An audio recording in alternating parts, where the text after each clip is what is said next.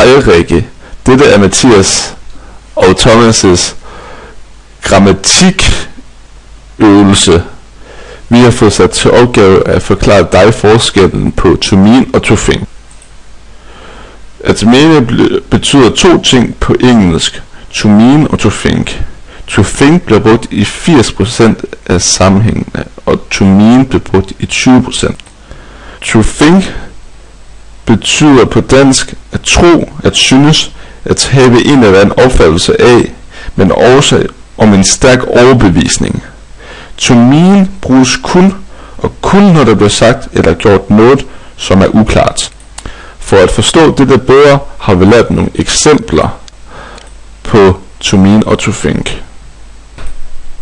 Sætning 1. He thought he was very handsome.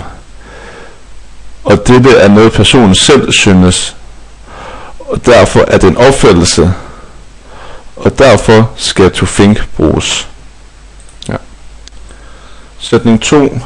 She thought she had seen him before. Og her har personen en stærk overbevisning om, at hun har set ham før. Så derfor skal to think bruges. Og så har vi også nogle eksempler på to mean. What did you mean by what you just said? Og her bliver der sat noget uklart, så personen her bliver nødt til at spørge igen. Og derfor skal to mean bruges. Næste sætning. What I said was meant as a joke. Og her bliver der sagt uklart, om det var en joke, der blev sagt. Og derfor skal to mean bruges. Vi har også lavet en bonussætning, hvor begge udtryk bliver brugt. Fyr nummer 1 siger, do you think she looks cute?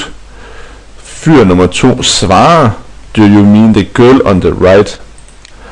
Her har fyr nummer 1 en opfattelse om pigen her, og så svarer fyr nummer 2 undrende, om det er pigen til højre.